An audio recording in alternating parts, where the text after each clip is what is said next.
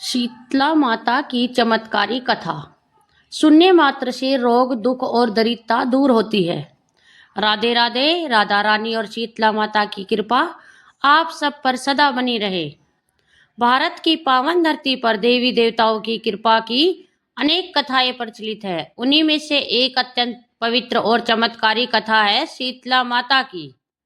ऐसी मान्यता है कि जो व्यक्ति श्रद्धा से शीतला सप्तमी के दिन माता की पूजा करता है और कथा सुनता है, उसके घर से रोग कष्ट दूर हो जाते हैं। आज हम आपको शीतला माता की एक ऐसी चमत्कारी कथा सुनाने जा रहे हैं जिसे सुनकर मन में भक्ति, श्रद्धा और विश्वास जाग उठता है। बहुत समय पहले की बात है। एक सुंदर और शांत गांव में एक ब्राह्मण दंपति रहते थे। वे दोनों बहुत धार्मिक और भगवान के भक्त थे। हर व्रत, उपवास और पूजा वे पूरे नियम और श्रद्धा से करते थे। उनके दो बेटे थे। समय बीतने पर दोनों बेटों का विवाह हो गया और घर में दो बहुएं आ गई। दोनों बहुएं भी बहुत अच्छी थी, लेकिन वे पूजा पाठ के नियमों को उतनी गंभीरता से नहीं समझती थी जितनी उनकी सास समझती थी। समय बीता और दोनों बहुओं को पुत्र रतन की प्राप्ति हुई। पूरा घर खुशियों से भर गया। ब्राह्मण दंपति के घर में जैसे आनंद की गंगा बहने लगी। एक दिन चैत्र मास आया और उसी महीने में आया शीतला माता का पावन पर्व, शीतला सप्तशती। इस दिन का नियम बहुत खास होता है। इस दिन घर में चूल्हा नहीं जलाया जाता। एक दिन पहले ही भोजन बनाकर रख लिया जाता है और अगले दिन वही ठंडा भोजन खाया जाता है। कहा जाता है कि इससे माता शीतला प्रसन्न होती है और घर परिवार को रोगों से बचाती है। ब्राह्मण की पत्नी ने भी पर्व के अनुसार एक दिन पहले ही भोजन तैयार कर लिया। पूरे घर में पूड़ी, बाटी, चूरमा और कई प्रकार के पकवान बनाए गए। दोनों बहुएं अपने छोटे छोटे बच्चों को देखकर चिंतित हो गई। उन्होंने मन में सोचा, अगर हम ठंडा भोजन खाएंगे तो हमें सर्दी या बीमारी हो सकती है, और अगर हम बीमार हो गए तो बच्चों की देखभाल कौन करेगा। यह विचार धीरे धीरे उनके मन में बढ़ता गया। फिर दोनों ने एक गलत निर्णय ले लिया। उन्होंने चुपके से पशुओं के दाने बनाने वाले बर्तन में चूल्हा जलाकर दो गरम गरम रोटी बना ली। उधर सास ने पूरे विधि विधान से शीतला माता की पूजा की। वह मंदिर गई, माता की कथा सुनी और भजन करने बैठ गई। इधर दोनों बहुएं बहाना बनाकर घर आ गई। उन्होंने जल्दी जल्दी गरम बाटी निकाली, उसे चूरमा बनाया और बड़े आनंद से खा लिया। फिर वे ऐसे व्यवहार करने लगी जैसे उन्होंने ठंडा भोजन ही किया हो। कुछ देर बाद सास घर लौटी। उसने कहा, बहुओं, अब बच्चों को जगाकर उन्हें भी भोजन करा दो। दोनों बहुएं अपने अपने बच्चों को जगाने गई, लेकिन जैसे ही उन्होंने बच्चे को उठाया, उनके हाथ पैर कांपने लगे। दोनों बच्चे बिल्कुल शांत पड़े थे, उनमें कोई हलचल नहीं थी। दोनों बच्चों की मृत्यु हो चुकी थी।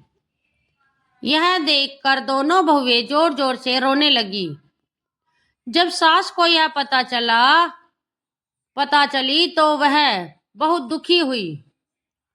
फिर उसने बहुओं से पूछा, सच बताओ, तुमने आज क्या किया? डरते डरते दोनों बहुओं ने सारी बात बता दी। सास को बहुत क्रोध आया। उसने कहा, तुम दोनों ने अपने स्वार्थ के लिए शीतला माता का अपमान किया है, इसलिए यह अनर्थ हुआ है। फिर उसने कठोर शब्दों में कहा, जब तक तुम अपने बच्चों को जीवित करके नहीं लाओगी, तब तक इस घर में कदम मत रखना। दोनों बहुएं रोती हुई अपने अपने बच्चों को टोकरी में रखकर घर से निकल पड़ी। वे जंगल जंगल भटकने लगी। धूप तेज थी, पैरों में ताकत नहीं बची थी, लेकिन माँ का दिल अपने बच्चों को छोड़ने को तैयार नहीं था।